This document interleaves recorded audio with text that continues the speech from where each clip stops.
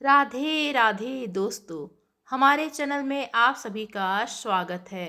दोस्तों, आप सभी जानते हैं कि हिंदू पंचांग में चैत मास की कृष्ण पक्ष की अमावस्या को ही चैत अमावस्या कहा जाता है। यह दिन पूर्वजों की शांति, स्नान, दान और व्रत साधना के लिए अत्यंत शुभ माना जाता है।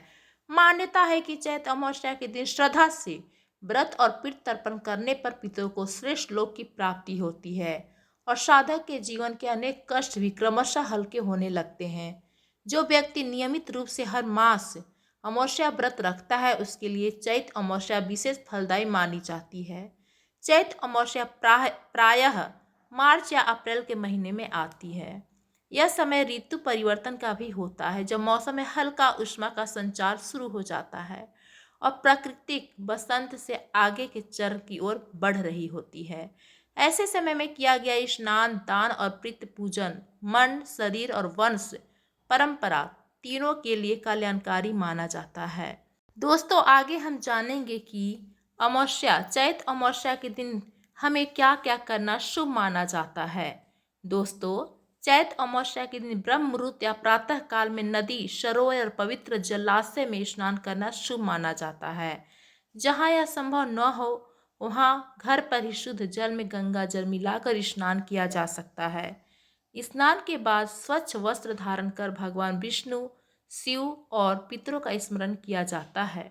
इस दिन विशेष रूप से तिल, जल और कच्चा दूध अर्पित करके प्रीत तर्पण का विधान बताया गया है। साथ ही ब्राह्मण, गौ माता, पक्षियों या जरूरतमंदों को भोजन कराना और वस्त्र दान देना भी अत्यंत पुण्यकारी माना जाता है।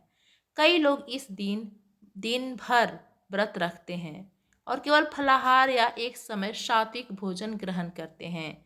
दोस्तों, चलिए अब हम चैत अमावस्या व्रत की कथा सुनेंगे। दोस्तों, पुराणों में वर्णित चैत अमावस्या व्रत कथा एक रोचक प्रसंग नहीं, बल्कि यह व्रत की शक्ति और अमावस्या के गुड फल को भी संकेत देती है।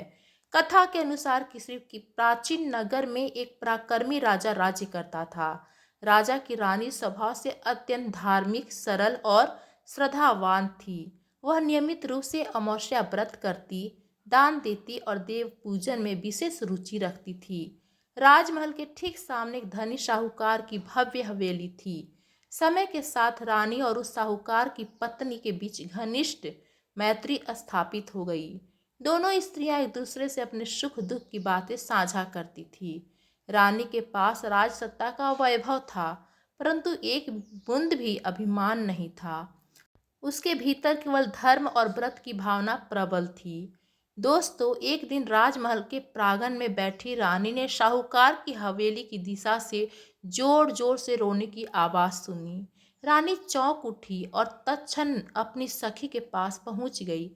वहां जाकर देखा तो साहूकार की पत्नी विलाप कर रही थी और घर का वातावरण शोक से भर गया था।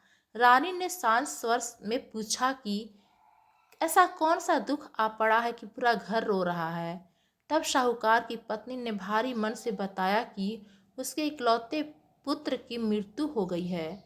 यह सुनते ही आसपास के सभी लोग शोकाकुल हो गए। रानी के लिए यह बात समझना कठिन था, क्योंकि पुत्र वियोग का अनुभव उसे स्वयं नहीं हुआ था। रानी जब महल लौटी तो उसके मन में एक ही बात घूम रही थी, अतः यह दुख होता कैसा है जिसे समझना भी मुश्किल लगता है। उसने राजा से प्रश्न किया कि पुत्र की मृत्यु जैसा दुख कैसा होता होगा, यह मन में बार बार उठता है। राजा ने सोचा कि यह प्रश्न केवल शब्दों से समझाना कठिन है। कथा में वर्णित है कि राजा ने रानी से कहा कि जब किसी का अपना पुत्र मरता है तब ही वह इस दुख की गहराई को महसूस कर पाता है। रानी का स्वभाव सीधा और निष्कपट था। उसने इस वाक्य को शब्दतः पकड़ लिया। तत्काल उसने अपने पुत्र को गोद से उठाकर नीचे भूमि पर फेंक दिया, मानो वह उसी क्षण इस दुख को समझ लेना चाहती हो। ईश्वर की कृपा से बालों को कोई चोट नहीं लगी, वह सुरक्षित रहा। रानी ने आश्चर्य से देखा कि पुत्र को कुछ नहीं हुआ। उसने राजा से फिर कहा कि बच्चे की मृत्यु का दुख कैसा होता है, मुझे समझना है। यह प्रसंग दिखाता है कि रानी के भीतर दुख को जानने की उत्सुकता थी, पर उसके जीवन की रक्षा पर दिव्य संरक्षण भी था। रानी ने पुनः प्रश्न करने पर राजा ने दूसरा उदाहरण दिया। उसने कहा कि जब पड़ोसी राज्य के साथ युद्ध होगा और वह स्वयं अकेला युद्ध के लिए जाएगा, तब यदि उसके मृत्यु का समाचार महल तक पहुंचेगा, उस समय रानी को दुख का अर्थ समझ में आएगा। यह सुनकर भी रानी के मन में स्पष्टता नहीं आई, किंतु वह सोच में डूबी रही। समय बीतने पर ऐसा अवसर आया कि पड़ोसी राज्य के साथ युद्ध निश्चित हुआ। राजा सेना के साथ युद्ध भूमि की ओर प्रस्थान कर गया। उधर रानी ने अपने नियमित अमावस्या व्रत को और अधिक श्रद्धा के साथ निभाया। उसने ईश्वर से प्रार्थना की कि जो भी हो, उसके पति की रक्षा अवश्य हो, भले ही उसे अभी भी दुख का अर्थ समझ में न आया हो। कथा के अनुसार अमावस्या के व्रत के प्रभाव से राजा युद्ध में विजयी होकर सुरक्षित महल लौट आए। रानी को अपने प्रश्न का उत्तर अभी भी नहीं मिला। उसने फिर राजा से पूछा कि वह दुख का अनुभव कब करेगी। यहीं से कथा का अगला मोड़ प्रारंभ होता है। रानी के लगातार प्रश्न करने पर राजा ने तीसरी बात कही। उसने कहा कि एक समय ऐसा आएगा जब ये दोनों गंगा जी के दर्शन के लिए प्रस्थान करेंगे। यात्रा के दौरान वह गंगा नदी में कूद जाएगा और जब इस घटना की सूचना रानी को मिलेगी, तब उसे दुख का वास्तविक अनुभव होगा। रानी ने यह बात सुन ली, पर उसके मन में अमावस्या व्रत के प्रति अटूट भरोसा था। उसे विश्वास था कि जिस व्रत ने अब तक उसकी रक्षा की है, वह आगे भी उसे और उसके परिवार को बड़े संकट से बचाए रखेगा। इस प्रकार रानी अपने प्रश्न के उत्तर की प्रतीक्षा करते हुए भी साधना से विचलित नहीं हुई। उधर कैलाश पर्वत पर विराजमान भगवान शिव और माता पार्वती समस्त घटनाक्रम को दिव्य दृष्टि से देख रहे थे।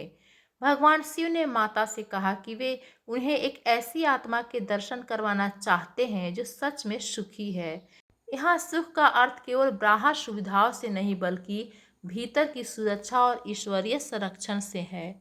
भगवान शिव और माता पार्वती ने एक लीला रची। दोनों ने क्रमशः बकरे और बकरी का रूप धारण किया। इस रूप में वे एक बावली या कुएं के पास घास चरने लगे। यह वही स्थान था जहां आगे चलकर राजा और रानी को विश्राम के लिए रुकना था। इस पूरी योजना का उद्देश्य रानी को उसके व्रत के फल का रहस्य समझाना था। कुछ समय बाद कथा के अनुसार राजा और रानी गंगा दर्शन की यात्रा पर निकले। यात्रा की थकान के बीच उन्हें वही बावली दिखाई दी जहां बकरा और बकरी रूप में शिव और पार्वती उपस्थित थे। रानी ने उस स्थान को देखकर कहा कि यहीं थोड़ी देर विश्राम करेंगे। वातावरण शांत था और दोनों कुछ समय के लिए विश्राम की तैयारी करने लगे। इसी दौरान रानी ने बकरी के रूप में बैठी माता पार्वती और बकरे के रूप में उपस्थित भगवान शिव के बीच हो रही वार्ता को सुन लिया। वह ध्यान से सुनती रही कि वे किस विषय पर चर्चा कर रहे हैं। वार्ता में भगवान शिव माता से कह रहे थे कि जिस रानी ने जन्म जन्मांतर से अमावस्या व्रत को नहीं छोड़ा, उसे इस जन्म में कोई बड़ा दुख प्राप्त ही नहीं हो सकेगा। अमावस्या व्रत ने उसके जीवन के चारों ओर एक सुरक्षा कवच बना दिया है। रानी यह बात सुनते ही मन समझ ली कि उसके सारे प्रश्नों का वास्तविक उत्तर यही है। दुख का अर्थ जानने की उसकी आदत थी, पर अमावस्या व्रत की शक्ति ने हर बार उसे बड़े आघात से पहले ही बचा लिया। जब रानी को यह दिव्य रहस्य ज्ञात हुआ कि अमावस्या व्रत के प्रभाव से उसके जीवन में गंभीर दुख प्रवेश ही नहीं कर पा रहा, तब उसे समझ आ गया कि ईश्वर का अनुग्रह किस प्रकार साधक की रक्षा करता है। यह राजा के पास गई और उसे पूरी बात बता दी कि कैसे भगवान शिव और माता पार्वती ने बकरे और बकरी के रूप में उसके अमावस्या व्रत की चर्चा की और यह घोषित किया कि रानी को इस जन्म में शोक नहीं मिलेगा।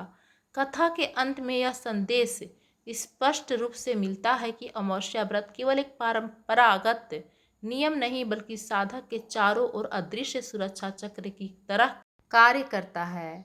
चैत अमावस्या जैसे पावन दिन पर यदि यह व्रत श्रद्धा, संयम और प्रीत भक्ति के साथ किया जाए तो व्यक्ति के जीवन से अनेक प्रकार की बाधाएं धीरे धीरे दूर होने लगती है। चैत अमावस्या की कथा यह बताती है कि दुख और कष्ट जीवन का हिस्सा है, पर सच्ची श्रद्धा और नियमित साधना से उन्हें अत्यंत सौम्य रूप में बदला जा सकता है। रानी को दुख का अर्थ जानने की उत्सुकता रही, पर अमावस्या व्रत ने उसे हर बड़े आघात से बचाए रखा। यह अनुभव संकेत देता है कि ईश्वर कभी भी निष्ठावान साधक को निराश नहीं करता। इस तिथि पर किया गया व्रत, स्नान, दान और प्रीत तर्पण न केवल पितरों को संतोष देता है, बल्कि जीवित वंशजों के जीवन में भी स्थिरता, शांति और क्रमशः कष्टों से मुक्ति का मार्ग प्रशस्त करता है। चैत्र अमावस्या के दिन व्यक्ति अपने व्यवहार, विचार और कर्मों में भी सात्विकता रखे, क्रोध और कलह से बचे, तो व्रत का प्रभाव और अधिक उज्जवल रूप से परिणाम देता है। तो दोस्तों, आप लोग को कैसी लगी चैत्र अमावस्या की जानकारी और कथा, हमें कमेंट्स करके ज़रूर बताएं। धन्यवाद दोस्तों।